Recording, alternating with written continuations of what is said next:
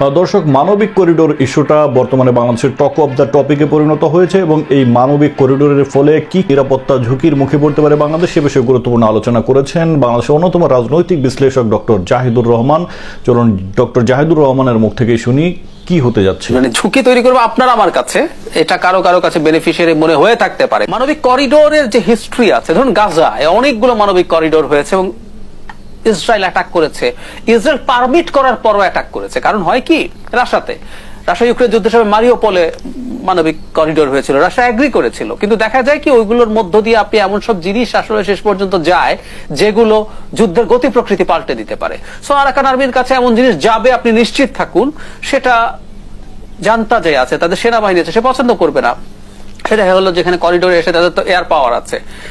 Rakhine প্রভিন্সে ওদের সেনাবাহিনী নাই, সেনাবাহিনী এখান থেকে পরাজিত হয়ে চলে গেছে আরাকান আর্মির নিয়ন্ত্রণে, কিন্তু তার তো এয়ার পাওয়ার আছে, সে বমিং করলো, এরপর আমরা পাল্টা করব। এবং বাংলাদেশের একটা অস্থিরতা যদি শুরু হয়, ওই যে 5 বছরের একটা আলাপ আপনি শোনেন না, মানে 5 বছর, বা কেউ কেউ বলছেন যতদিন ডক্টর ইউনূসের আয়ু থাকে ততদিন যেন নির্বাচন না হয়, এই ধরনের নানান আলাপ। একটা যুদ্ধ মাঝারি মানের বা সীমান্ত পর্যায়ে একটা যুদ্ধ যদি লেগে যায়, নির্বাচনের আলাপ থাকবে। সো ইচ্ছে করে এটা কেউ বাধানোর চেষ্টা করছে, আমি এই ধরনের সন্দেহও করি। এটা যদি কেউ বাড়াবাড়িও মনে করে, আমি সন্দেহটা প্রকাশ করে রাখতে চাই, কারণ এটা স্টেক এত হাই, এরকম কোন চিন্তা যাতে কারো মাথার মধ্যে না আসে। এটা ভীষণ ঝুঁকিপূর্ণ ব্যাপার, এর মাধ্যমে কোনো কিছু অর্জিত হবে না, শুধুমাত্র কারো না কারো ক্ষমতায় থাকাটাকে দীর্ঘায়িত করা ছাড়া। এন্ড ফাইনালি যে সরকারটা ডক্টর ইউনূসের কথা মতে 8 মাসের মাথায় কিন্তু নির্বাচন দিতে পারেন, উনি কিন্তু প্রত্যেকটা ইন্টারভিউতে একটা কথা বলেন যে কম সংস্কার হলে ডিসেম্বরের মধ্যে, বেশি সংস্কার হলে জুনের মধ্যে নির্বাচন। সো আমি ধরে নিলাম কম সংস্কার হলো, বিএনপি সংস্কার আরো মানলো না, ইত্যাদি ইত্যাদি।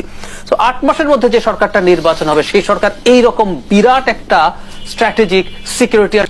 তো দর্শক, এতক্ষণ ডক্টর জাহিদুর রহমানের মুখ থেকে শুনলেন কি কি নিরাপত্তা, সম্ভাব্য নিরাপত্তা ঝুঁকিগুলো, এবং এখানে অন্তর্বর্তীকালীন সরকারের স্বার্থ এবং তাদের চিন্তাভাবনা, এই সমস্ত বিষয় এবং নির্বাচন, নানা বিষয় নিয়ে তিনি আলোচনা করেছেন। যে আসলে সরকার চাচ্ছে যে যদি কোনোভাবে একটা যুদ্ধের সাথে লিপ্ত হতে পারে দেশ, তাহলে কিন্তু নির্বাচনের কথা কেউ বলবে না, যে কথা ডক্টর জাহিদুর রহমান বলেছেন। তো দর্শক, আসলে আপনাদের মতে যে সম্ভাব্য যে ঘটনা ঘটতে যাচ্ছে, এই অনাহত বা অপ্রত্যাশিত যুদ্ধের মুখোমুখি হওয়ার যে শঙ্কা তৈরি হয়েছে, সেটা কি আদৌ ঠিক হবে বাংলাদেশকে সেই রিস্কের মুখে যেতে?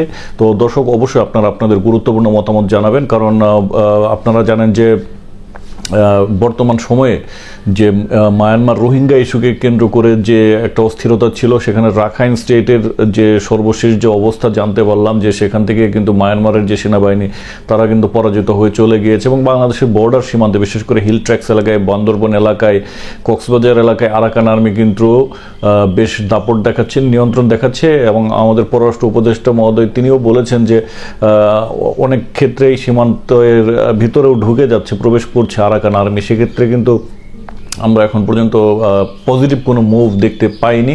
তো আলটিমেটলি কি হতে যাচ্ছে, ডক্টর জাহিদুর রহমানের এই আলোচনার শেষে আলোচনার মূল্যায়ন আপনারা কমেন্ট বক্সে জানাবেন।